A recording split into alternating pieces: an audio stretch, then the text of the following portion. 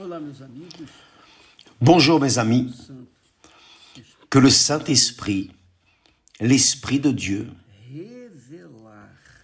vienne révéler à chacun d'entre vous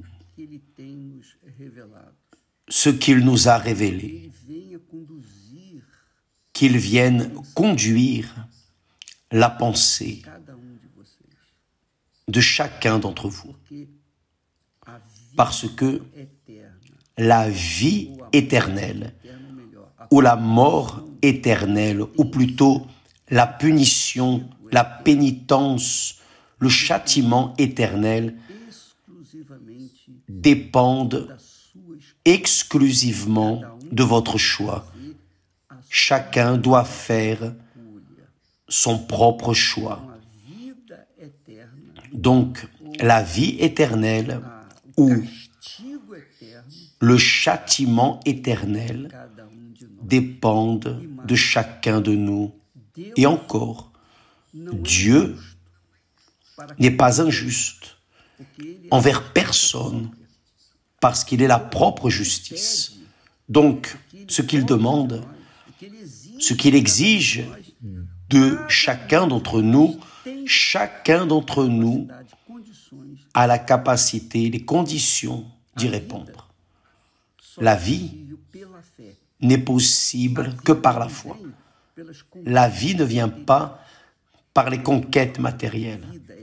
Nous parlons ici de vie éternelle ou de mort éternelle. D'un côté, la vie éternelle avec Dieu. De l'autre côté, il existe la pénitence, le châtiment éternel dans les temps de feu et de soufre qui ne cesse jamais à aucun moment, comme Dieu, aussi bien la vie éternelle que la mort éternelle, c'est-à-dire ce n'est pas la mort d'une personne qui meurt, qui dort, non, c'est la mort de pénitence, de souffrance, de douleur. Donc, aussi bien la vie que la mort sont éternelles. Et chacun doit faire son propre choix.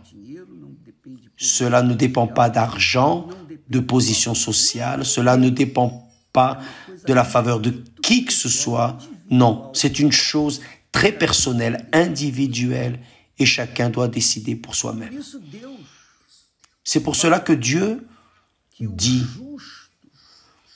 que le juste vivra par la foi. En d'autres mots, que le juste est justifié, mérite à cause de sa foi. La foi nous justifie devant Dieu. La foi. Mais la foi, ce n'est pas « Ah, je crois en Dieu ». Non, la foi, c'est quelque chose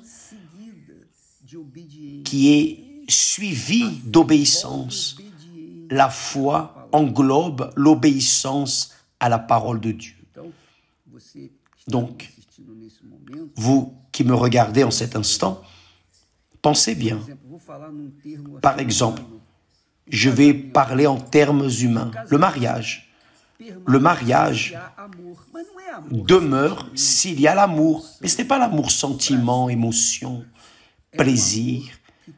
C'est un amour qui doit se sacrifier. Vous, pour votre mari, votre époux, pour vous. S'il n'y a pas de sacrifice dans cet amour, alors ce n'est pas de l'amour. C'est un sentiment futile et inutile. L'amour véritable exige sacrifice des deux côtés.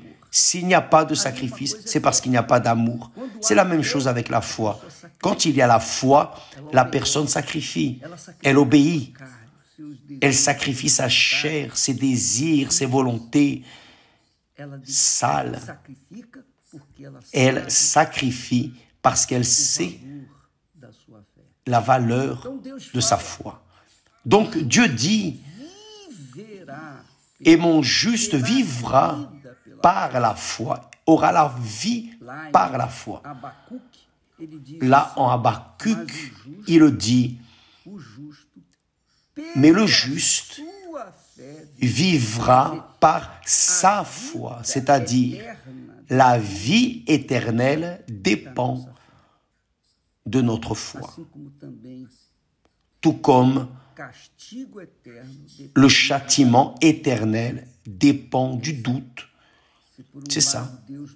Si d'un côté Dieu nous donne la foi pour que nous soyons sauvés, d'un autre côté le diable offre le doute pour que nous vivions avec la peur, l'anxiété, avec la peur de perdre, la peur du lendemain. Le diable travaille avec le doute,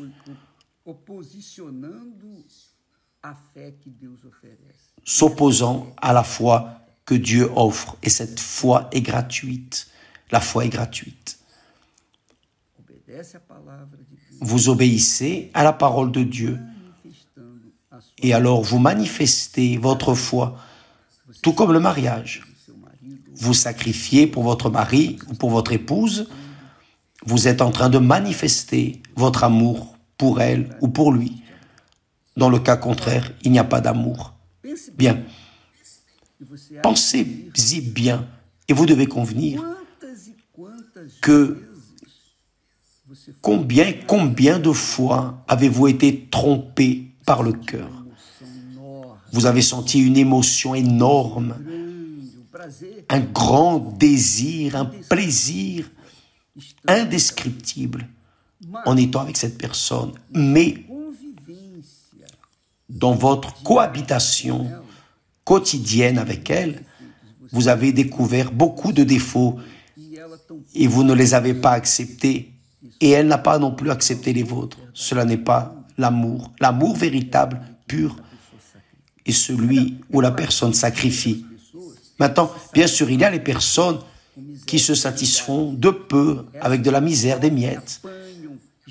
Elles souffrent, gémissent, hurlent, sont blessées, mais restent là parce qu'elles aiment les pauvres.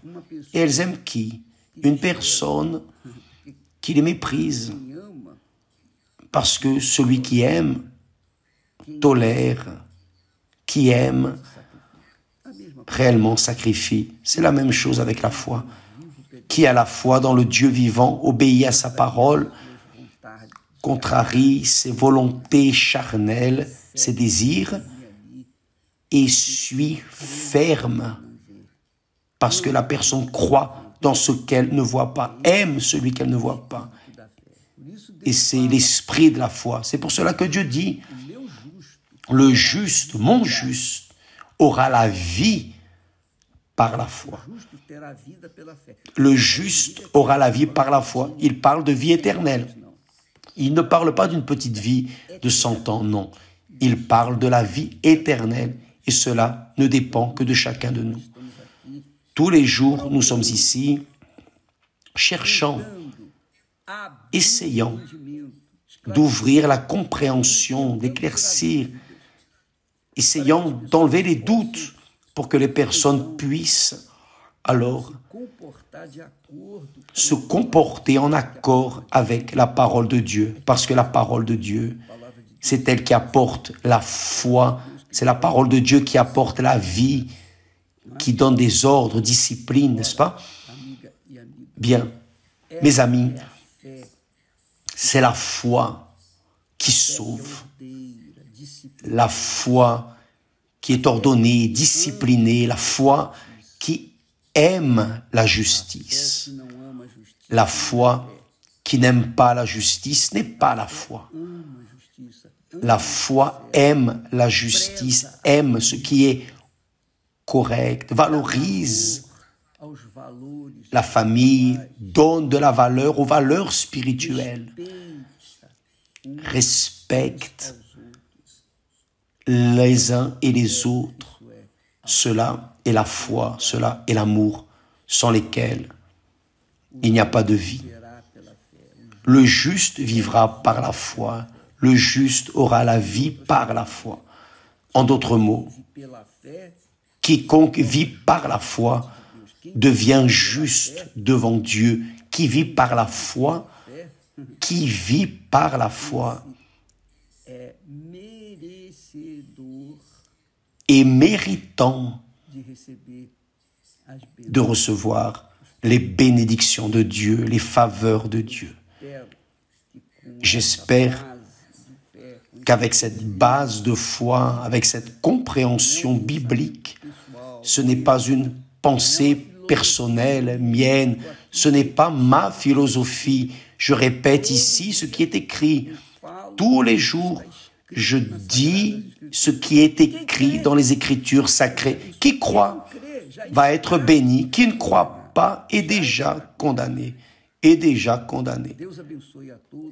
Que Dieu vous bénisse tous.